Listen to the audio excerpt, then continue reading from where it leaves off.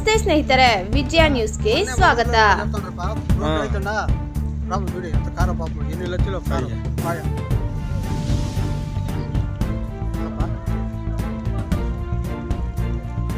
కాదు రోడ్లు వేసి చేసుకుంటే ఎవరు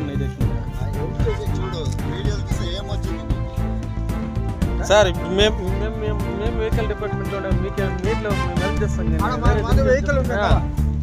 ఇప్పుడే తీసి ఇంకో చెప్పేదానికి ఆస్కారం ఉంటుంది కదా.